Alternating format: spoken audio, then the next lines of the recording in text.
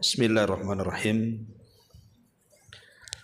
Assalamualaikum warahmatullahi wabarakatuh.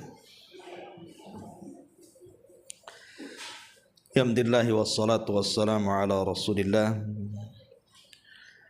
wa ala alihi wa sahbihi wa mawalah wa la hawla wa la quwwata illa billahi wa ba'du.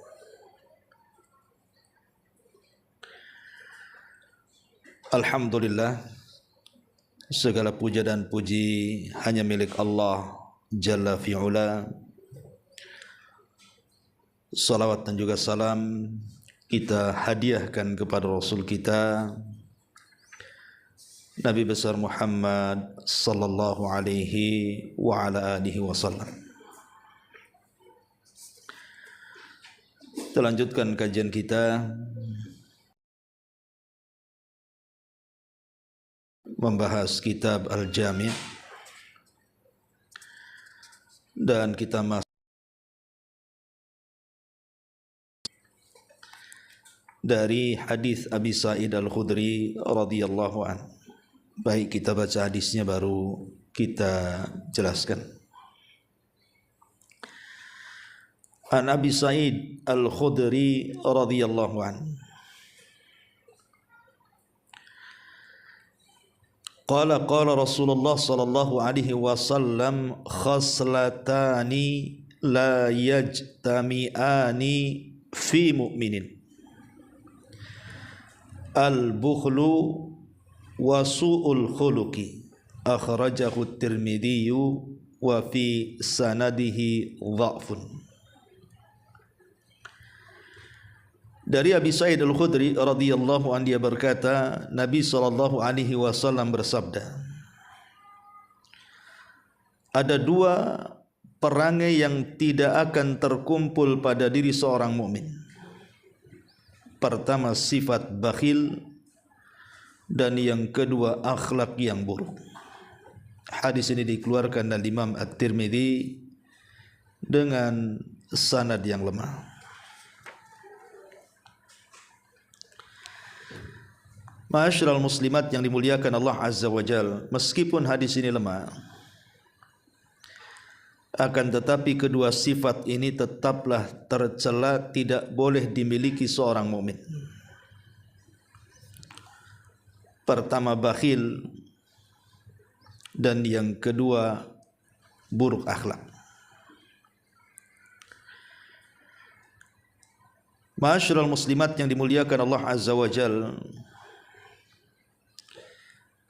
kita akan bahas satu persatu dari dua akhlak ini.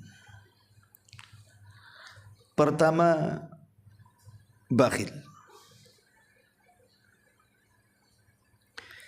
Seorang muslim tidak boleh bakhil dan harus memperingatkan orang lain agar tidak bersifat bakhil. Karena bakhil ini yang akan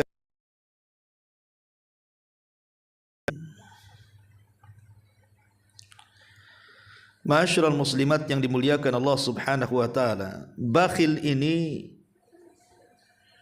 lebih parah dibandingkan penyakit.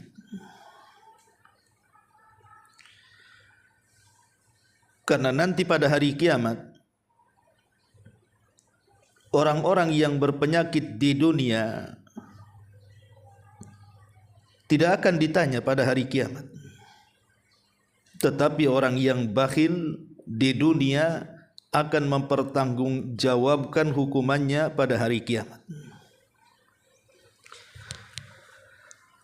Walaupun di dunia nampaknya badan orang bakhil itu sehat, tidak terkena cacat dan penyakit, tapi penyakit ini lebih parah dibandingkan orang yang terkena penyakit badan. Walaupun nampaknya lemah, boleh jadi orang yang terkena penyakit badan itu terbaring, tidak bisa bergerak, ada kalanya harus diberi makan minum oleh orang lain, bahkan sampai ke tingkat koma. Tetapi itu hanya sebatas duniawi saja.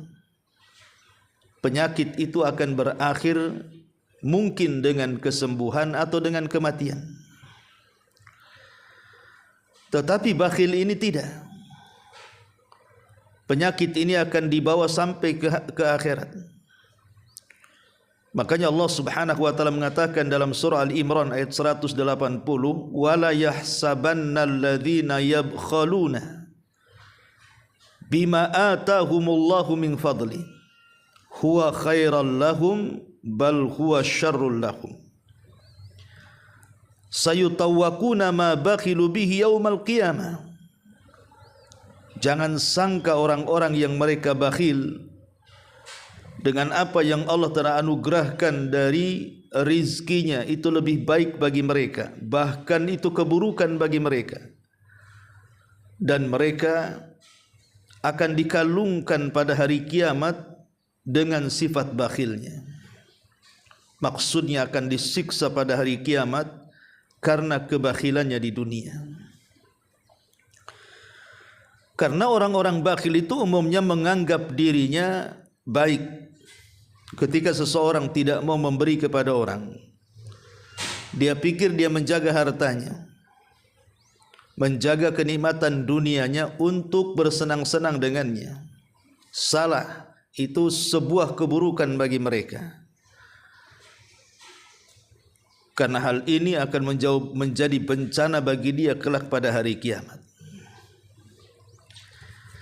Ma'asyiral muslimat yang dimuliakan Allah Subhanahu wa taala. Bicara tentang bahaya bakhil ini,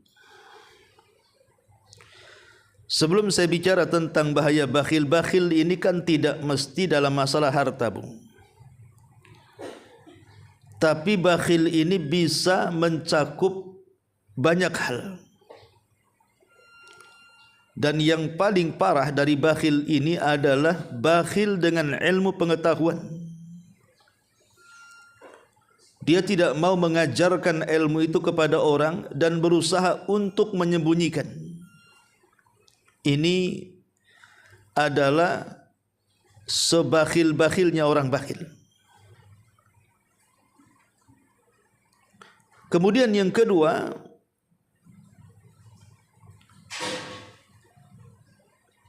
bakhil untuk memuji Allah Subhanahu wa taala. Tidak pernah menyebutkan nama-nama Allah yang baik, berdoa dengan nama-nama Allah Subhanahu wa taala, maka ini termasuk bakhil. Tidak mau memuji Allah Subhanahu wa taala, dan ini bahaya. Kemudian yang ketiga, bakhil untuk tidak mengucapkan salawat kepada Nabi. Sampai-sampai Nabi SAW mengatakan, al-bakhilu alladhi man dzukirtu indahu falam yusalli alayya. Orang bakhil adalah orang yang namaku disebut di hadapannya, tapi dia tidak mau bersalawat kepadaku, kata Nabi. Ini juga termasuk kebakhilan. Bakhil untuk tidak mengucapkan salawat kepada Nabi sallallahu alaihi wasallam. Kemudian juga bakhil untuk tidak mengucapkan salam. Bahkan Nabi sallallahu alaihi wasallam mengatakan, abkhalun nas man bakhila bis salam. Orang bakhil dari manusia adalah orang yang bakhil untuk mengucapkan salam. Berat untuk mengucapkan salam. Maka ini juga bagian daripada bakhil.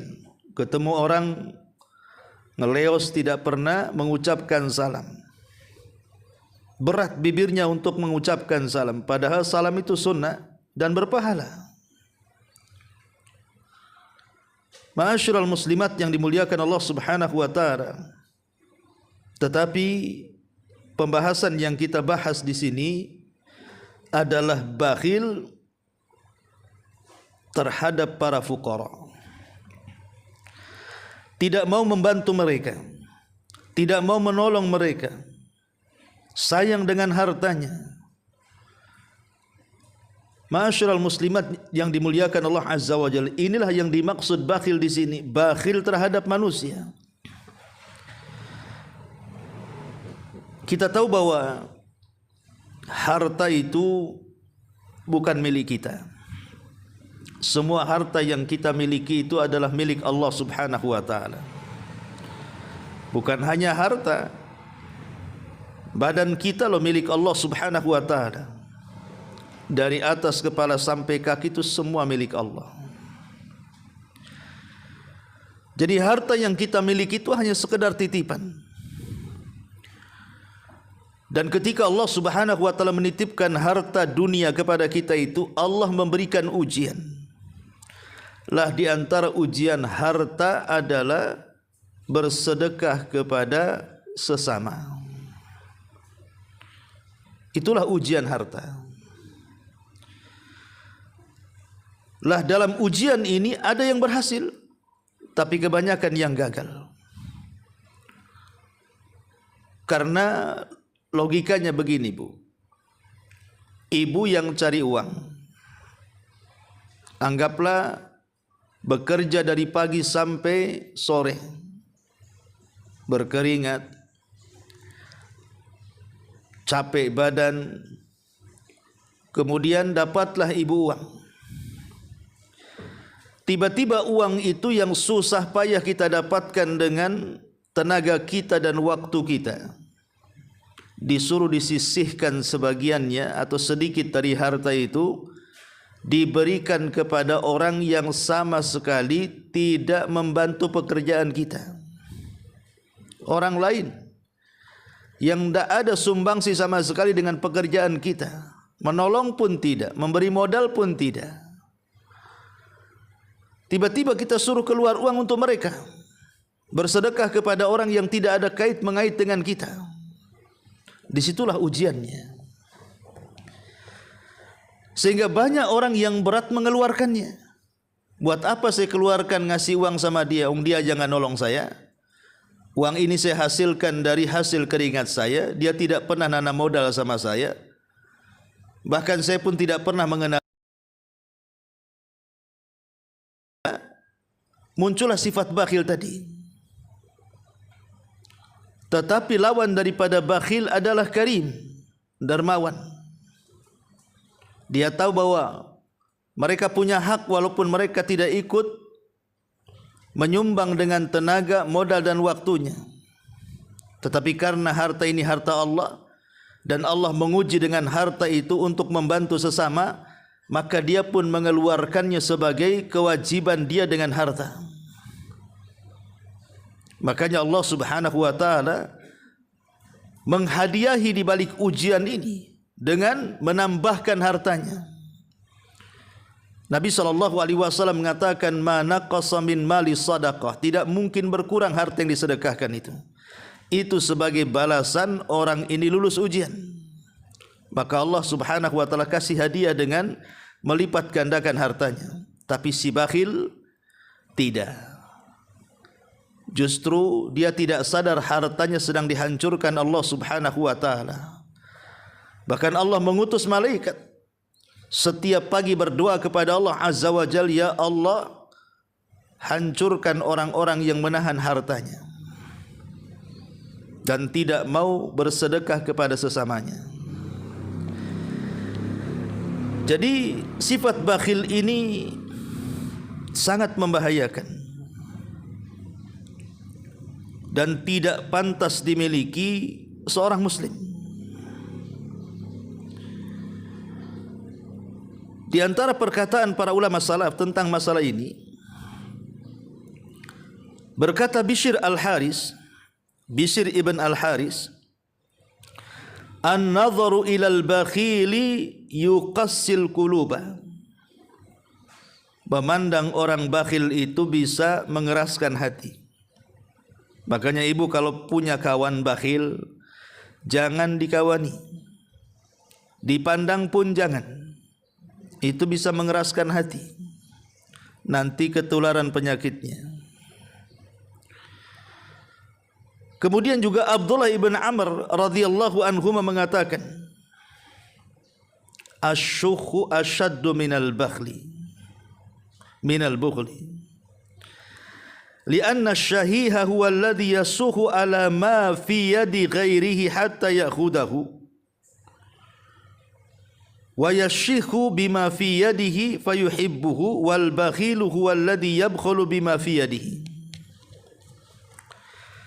Bakhil itu kata beliau ada dua tingkatan. Ada yang disebut dengan asyuh dan ada yang disebut dengan al-bukhl. Lah asyuh itu tingkatan bakhil paling tinggi, Bu. Apa bedanya asyuh dengan al-bukhlu? Kalau asyuh itu dia pelit dengan hartanya dan dia menghendaki orang lain atau menghendaki harta orang lain berpindah kepada dia. Dia sudah pelit, dia menghendaki harta orang. Itu namanya asyuh. Ini tingkatan bakhil paling tinggi. Sudah tidak mau ngasih, tapi harta orang pengen diambil. Sementara al-bakhil ini hanya sekedar menahan hartanya saja, supaya jangan berpindah kepada orang. Dan dua-duanya sangat tercela. Makanya Muhammad ibn Munkadir mengatakan, kana yuqalu idza arada Allahu biqaumin syarran ammarahu Allahu alaihim shirarahum wa ja'ala arzaqahum bi aidi bukhalaihim. Apabila Allah hendak meletakkan keburukan kepada sebuah kaum, maka Allah akan pilih di antara mereka para pemimpin-pemimpin jelek dan Allah jadikan rizki-rizki mereka di tangan orang-orang bakhil. Jadi kalau Allah Subhanahu wa taala hendak meletakkan keburukan pada sebuah kaum, pertama Allah angkat pemimpin yang paling buruk di antara mereka dan Allah letakkan rizki mereka di tangan-tangan orang bakhil. Lihat bagaimana Muhammad ibn Munkadir menggambarkan bahwa kebakhilan ini tanda keburukan sebuah umat, tanda keburukan sebuah kaum ketika merebaknya kebakhilan. Makanya pengaruh bakhil ini luar biasa, Bu. Apa saja pengaruh bakhil ini? Pertama, orang bakhil itu diharamkan akan mendapatkan pahala besar dari pahala-pahala infak dan sedekah dan pintu-pintu kebaikan yang lainnya. Jadi orang bakhil itu hakikatnya membuang pahala. Harusnya dengan kekayaan itu dia bisa mendapatkan pahala banyak, pahala yang akan mengalir seumur hidupnya sampai kematiannya. Idza mata ibnu Adam inqata amaluhu illa min thalathin sadaqatin jariyah. Apabila anak Adam meninggal dunia, maka tidak ada yang dibawa ke dalam kuburnya kecuali sedekah yang mengalir. Orang bakhil tidak akan memiliki pahala ini. Pahala yang mengalir sampai kuburannya terhalang bagi orang yang bakhil. Yang kedua, pengaruh buruk bakhil itu menunjukkan lemahnya iman dan buruk sangkanya dia kepada Allah Azza wa Jalla. Dia sangka kalau seandainya dia keluarkan sebagian harta atau sedikit dari hartanya, menunjukkan apa? Menunjukkan kefakiran. Karena kalau dia sedekahkan 100.000, maka akan hilang 100.000 di dompetnya. Sehingga dia berburuk sangka kepada Allah seolah-olah dia menyia-nyiakan hartanya dan memberikan kepada orang dan mengurangi hartanya. Padahal Al-Quran dan Sunnah sudah membuat paradigma terhadap kaum muslimin bahwa siapapun yang bersedekah pasti akan ditambah, tapi orang bakhil tidak yakin dengan tambahan itu. Akhirnya berburuk sangka dengan Allah, jadilah dia lemah iman. Kemudian yang ketiga, akan membuat manusia tidak suka. Orang bakhil orang enggak suka. Contoh sederhana ya Ibu ya. Ibu makan sama kawan-kawannya. Perhatikan orang bakhil ini, biasanya banyak alasan tuh. Giliran mau bayar terakhir, siapa yang mau bayar, nampak orang bakhil itu. Pura-pura ke toilet, pura-pura menerima telepon, pulang dulu, sibuk. Giliran suruh bayar saja banyak alasan, Bu. Giliran pesan makan, paling depan dia milih menu. Ini nampak kan, tak suka, lama-lama sekali, 2 kali, 3 kali, lama-lama dicap tuh. Jangan bawa dia katanya. Lama-lama manusia benci, jijik sama dia kan, karena kebakhilan tuh. Itulah buah bakhil. Kemudian yang keempat, lebih daripada itu, rizki akan diharamkan kepada dia. Dia sangka dengan bakhil itu akan membawa kekayaan, salah. Bakhil itu membawa kemiskinan, karena Allah haramkan rizki kepada orang bakhil. Yang kelima, sadar ataupun tidak sadar, orang bakhil ini jatuh kepada perbuatan dosa. Kenapa? Karena dia meninggalkan hak dan kewajiban yang harus dilaksanakan dari perintah Allah, seperti sedekah dan zakat, infak dan sedekah. Itu adalah perintah Allah. Tapi orang bakhil ini tidak mau. Jangankan lagi yang sunnah, yang wajib saja tidak mau. Makanya dia telah melakukan perbuatan dosa. Ma'asyiral muslimat yang dimuliakan Allah Azza wa Jalla, bahkan yang lebih parah, kalau orang sudah bakhil, biasanya kebakhilan ini bukan hanya tidak memberi kepada orang, bahkan ada orang yang sampai bakhil kepada dirinya sendiri. Uangnya banyak sebenarnya, untuk membeli pakaian sendiri seolah-olah tidak sanggup. Untuk makan enak saja seolah-olah tidak sanggup, padahal uangnya banyak. Itulah orang bakhil, terkadang menyiksa dirinya. Dia tidak pernah menikmati kehidupan dunia, padahal dunia di tangan dia. Itulah si bakhil, mengharamkan kenikmatan untuk dirinya sendiri dan juga orang lain. Dan tentunya orang bakhil ini terkadang memancing orang untuk berbuat jahat kepadanya. Entah ingin merampoknya, entah ingin mencurinya, dan menimbulkan kebencian seorang muslim kepadanya. Bahkan bisa saja kemudian menyingkap aibnya. Orang bakhil ini awalnya tidak akan tersingkap aibnya, tapi dengan kebakhilannya maka manusia akan membicarakannya. Lama-lama akan tersingkap aibnya, Bu. Hati-hati, kebakhilan ini bisa menyingkap aib. Ma'asyiral muslimat yang dimuliakan Allah Azza wa Jalla, dan perlu diketahui bahwa bakhil ini sifatnya orang-orang munafik.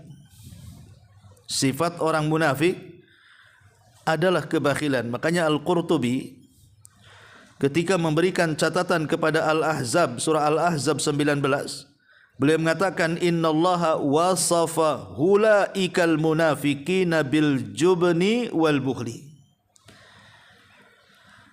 Kata beliau, Allah Subhanahu wa taala telah mensifati mereka, kata At-Tabari mengatakan sungguhnya Allah telah mensifati mereka, maksudnya orang-orang munafik, dengan sifat takut dan juga bakhil. Dan bakhil ini tidak ada kebaikan bagi dirinya dan orang lain. Dan itu adalah seburuk-buruk sifat dari sifat-sifat manusia yang bisa menghancurkan individu dan masyarakat. Makanya kenapa di sini Nabi SAW mengatakan bahwa seorang mukmin tidak layak memiliki sifat ini, kebakhilan. Dan yang pertama adalah su'ul khuluqi. Ini bahaya bakhil. Kemudian sifat yang kedua yang dijelaskan dalam hadis ini, Nabi SAW mengatakan wasu'ul khuluqi, dan buruknya akhlak. Al-Imam Ibnul Qayyim rahimahullahu ta'ala mengatakan buruk akhlak itu sumbernya 4. Kenapa orang itu bisa jelek akhlaknya, bisa buruk akhlaknya? Kata Imam Ibnul Qayyim, karena sumbernya 4, Bu. Hati-hati dari 4 sumber ini yang menjadikan orang buruk akhlak. Yang pertama al-jahlu, kejahilan. Orang bodoh. Orang yang tidak berpendidikan, yang tidak pernah diajarkan sopan santun, yang tidak hidup dalam keluarga yang penuh dengan akhlak, maka kejahilan ini memicu munculnya keburukan akhlak. Lihat anak-anak yang tidak dididik baik orang tuanya, sehingga dia jahil dari akhlak-akhlak mulia. Lihat dari mereka, akhlaknya sangat buruk sekali. Menentang orang tua, bermusuhan dengan saudara, tidak punya akhlak, ngomong pun asal ngomong. Maka jahil ini adalah sumber buruknya akhlak. Yang kedua, az-zulmu, kezaliman. Orang kalau sudah berbuat zalim, maka tidak akan punya akhlak. Karena orang yang zalim ini bisa saja menyakiti perasaan orang dengan tajamnya lisan, menyakiti badan orang dengan ringannya tamparan, bahkan menganggap ringan darah orang dengan membunuhnya. Nggak ada akhlak orang-orang yang zalim itu. Maka jauhi sifat zalim, karena ini sumber munculnya akhlak buruk. Kemudian yang ketiga, asyahwatu, mengikuti syahwat, hawa nafsu. Akhirnya jatuh kepada zina, minum khamr, jatuh kepada judi, jatuh kepada macam-macam maksiat. Karena mengikuti syahwat ini, akhirnya jatuh kepada perangai yang buruk. Dan yang terakhir al-ghadab, mengikuti emosi amarah. Orang yang marah itu tidak akan berakhlak, Bu. Umumnya orang marah kan, kayak ibu lagi marah nih, udah mata merah, melotot, mau keluar, urat lagi kencang. Kadang-kadang ngomong gak dipikir, Bu, mengeluarkan kata-kata binatang dari A sampai Z. Ya, kadang-kadang kemudian dia hilang malunya. Dia bisa berteriak-teriak depan orang. Hilang akhlaknya, Bu, orang marah itu. Lah Imam Ibnul Qayyim rahimahullah mengatakan, inilah 4 sumber jauhi. Karena 4 sumber ini yang menjadikan akhlak kita jahat. Ya, kejahilan, kezaliman, syahwat dan marah. Ma'asyiral muslimat yang dimuliakan Allah Subhanahu wa taala. Bicara tentang akhlak yang buruk. Akhlak yang buruk ini kan penyebabnya banyak. Kalau sumbernya jelas 4 tadi, Ibu. Jelek akhlak itu banyak. Ya. Pertama, al-wilayatu. Mungkin dia diberikan pangkat, jabatan, kedudukan, merasa sok, sampai-sampai merendahkan orang, merasa dia paling tinggi, sehingga dia bisa mencaci maki orang. Lihat para pemimpin itu, Bu, yang sok-sok jadi pemimpin, padahal dia tidak sadar bahwa kepemimpinan itu amanah. Allah yang memberikan, Allah juga berhak mencabutnya. Tetapi banyak orang-orang yang terlahir menjadi pemimpin itu seperti Fir'aun dan Namrud. Kadang-kadang menindas dengan ucapannya, merugikan dengan perbuatannya. Jadi kepemimpinan itu kalau tidak tahu itu amanah dari Allah, membawa bencana. Maka akan muncul akhlak-akhlak buruk, Bu. Ini yang pertama. Yang kedua, al-azl, menyendiri, gak mau bergaul dengan orang. Itu juga menimbulkan akhlak buruk, Bu. Kita ini manusia harus bersosial, harus berkawan, bukan ngurung aja kan begitu ya. Kan ada tuh orang-orang yang mungkin pikir karena sudah ngaji, pindah ke lingkungan yang tidak ada satupun yang ngaji di lingkungan itu, akhirnya ngurung diri di rumahnya, nggak mau keluar bertetangga. Alasannya apa? Buat apa katanya, orang-orang sekitar ini orang awam katanya. Akhirnya ngurung diri, Bu. ini membuat kecurigaan orang. Nanti gas dapur meledak disangka teroris. Karena enggak mau bergabung sama orang kan Bu ya. Ingat, kalau seandainya seorang muslim itu mau bersosialisasi dengan tetangga dan masyarakat, kemudian mendapatkan gangguan, mungkin digibah, diejek, disakiti, dibuli, difitnah, digibah, itu lebih baik Bu, dibandingkan ngurung diri di rumah dan tidak ada yang mengganggu. Begitu Nabi mengatakan. Karena ketika kemudian kita bergaul dengan orang itu kan menumbuhkan sifat kedewasaan sehingga dia bisa mengelola konflik tuh. Bisa menghadapi orang, bisa memberikan solusi kepada orang, bisa membantu orang dan begitu seterusnya. Yang ketiga, al-ghina, kekayaan. Kekayaan ini bisa merubah orang. Ada orang ketika miskin baik sekali, ketika jadi kaya jahat sekali. Jadi kaya ini bisa menimbulkan akhlak yang buruk, bisa merubah orang baik jadi orang jahat. Makanya kekayaan itu adalah rahasia bejatnya orang.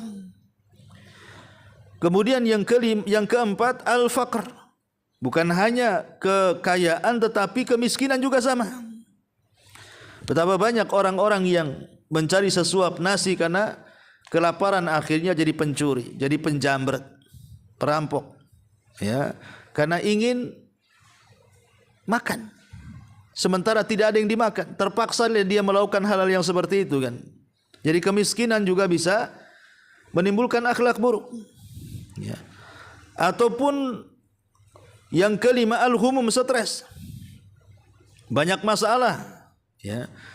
Banyaknya masalah, banyaknya problem, akhirnya kemudian stres. Stres ini juga bisa menjadikan munculnya akhlak buruk. Akhirnya orang yang tidak salah dilampiaskan ke dia. Contohlah, ibu ada masalah dengan suaminya. Ketika ketemu kawan, malah ibu marah sama kawannya. Padahal enggak bersalah si kawan itu.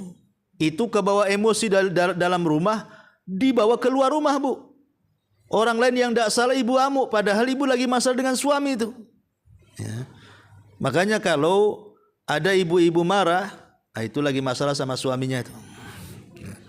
Atau mungkin dia salah obat itu. Ya. Jadi perkara-perkara seperti ini, stres ini, biasanya muncul akhlak buruk Bu. Makanya hindarkan, jangan stres supaya tidak gila. Ya. Kemudian yang keenam, orang sakit. Orang sakit itu akhlaknya bisa berubah Bu. Mungkin ketika ibu sehat bisa lembut, tapi ketika ibu sakit, ibu bisa muring-muring Bu. Ya, kadang-kadang sama anak yang tadinya lembut, gara-gara kesalahan sedikit, ibu bisa marah. Mungkin telat ngasih minum, ngasih makan, ngasih obat, ngasih apa gitu ya, bisa marah Bu. Ya, makanya sakit itu juga salah satu penyebab akhlaknya buruk. Makanya pandai-pandailah mengelola akhlak ketika sakit. Ya. Kemudian juga yang nomor 7, uluwusin, orang yang sudah tua. Makanya saya sering katakan merawat anak bayi dengan merawat orang tua walaupun sama-sama tidak berakal Bu, masih senang merawat bayi Bu. Bayi ada lucu-lucunya kan Bu ya. Ya. Kalau orang tua tak ada lucu-lucunya tuh. Kalau sudah buah jengkel itu doanya udah jelek aja, kapan mati katanya. Ya. Jadi kadang-kadang orang tua ini, ketuaan itu bisa merubah akhlak. Kemudian juga yang bisa merubah akhlak juga kata para ulama adalah kawan. Salah pilih kawan. Ya. Kalau salah pilih kawan, yang tadinya orang baik bisa jahat Bu. Makanya kenapa Nabi SAW sampai mengatakan bahwa agama seseorang itu digantungkan kepada kawannya. Kalau kawannya orang baik, maka bisa merubah akhlak yang buruk menjadi baik. Tapi kalau kawannya jahat, yang tadinya orang baik bisa ikut jahat. Makanya inilah di antara 8 perkara yang kata para ulama menyebabkan sebab-sebab munculnya akhlak buruk. Dan Imam Al-Ghazali rahimahullahu taala mengatakan, al-akhlaqus sayyi'atu hiya sumumul qatilatu. Akhlak yang buruk adalah racun yang membunuh. Akhlak yang buruk adalah racun yang bisa membunuh. Dan dia juga mengatakan, al-akhlaqul khabithatu amradul qulubi wa asqamun nufusi. Akhlak yang buruk adalah penyakit-penyakit hati dan penyakit-penyakit jiwa. Jadi akhlak yang buruk lebih parah dibandingkan orang gila, Bu. Kalau orang gila sudah karuan gila, tapi ini orang waras jadi gila. Ya, itu disebabkan oleh akhlak yang buruk. Dan juga beliau juga mengatakan, inna husnal khuluqi wal iman wa su'al khuluqi wan nifaq. Akhlak baik itu bagian daripada iman, tetapi akhlak buruk itu bagian daripada sifat munafik. Karena akhlak buruk itu mengundang kemurkaan Allah. Sampai-sampai Rasul mengatakan, wa inna abghadakum ilayya wa ab'adukum minni fil akhirati aswa'ukum akhlaqa. Sesungguhnya manusia yang paling dibenci Allah dan yang benci dan yang paling jauh tempat dudukku di neraka di akhirat adalah yang paling buruk akhlaknya. Lihat, Nabi SAW sampai jijik melihat orang yang akhlak buruk, tidak mau dekat-dekat nanti pada hari kiamat. Bahkan sorga pun tidak akan menerima orang-orang yang berakhlak buruk ini. Ma'asyiral muslimat yang dimuliakan Allah Azza wa Jalla, sampai-sampai ulama salaf yang bernama Abu Hazim Salamah ibn Dinar rahimahullahu taala mengatakan, as-sayyi'ul khuluq ashqan nas bihi nafsahu allati baina jambaihi. Bahwa buruk akhlak itu adalah seburuk-buruk manusia. Dari keterangan para ulama ini, ibu yang dimuliakan Allah Subhanahu wa taala, maka jangan sampai kemudian seseorang berakhlak buruk. Akhlak buruk itu bisa dilihat dari 3 perkara, Bu. Dalam badan kita, dari kepala sampai kaki, kita ini punya 3 badan yang menunjukkan buruknya akhlak. Pertama dari leher ke kepala, Bu. Kalau bicara mata mau keluar, merah, melotot gitu ya. Lisan yang tidak ada senyum, kemudian berkata-kata kotor. Kemudian hidung asal mencium dan telinga asal dengar. Maka kepala kita tidak punya akhlak, Bu. Ataupun di dalam isi kepala pikiran-pikiran kotor, maka kepala kita tidak berakhlak. Kemudian yang kedua, kedua tangan. Kalau kita bakhil untuk menolong orang, tidak ringan tangan, bahasanya ya berat tangan gitu. Tidak mau menolong orang, tidak mau mengantarkan orang, tidak mau ya mengangkat barang orang, pokoknya yang sifat-sifatnya menolong orang, mencari pahala dengan amal saleh, maka tangan kita tidak berakhlak. Kemudian dari kepala sampai kaki, kalau kita bicara kemudian tidak menghadap kepada lawan bicara kita, malah kita memunggungi dia sambil bicara atau melambungi dia saat bicara gitu ya, maka dua-duanya tidak berakhlak. Mau memunggungi orang yang ngadap ke sana, yang diajak bicara ngadap ke sini, atau mungkin menyamping gitu ya, maka tidak punya akhlak. Hargai, walaupun yang diajak bicara itu mungkin lebih rendah kedudukannya, lebih miskin dari kekayaan kita, mungkin dia orang biasa, tetapi Islam itu tidak membeda-bedakan orang. Ya kalau ngomong hadap-hadapan badan.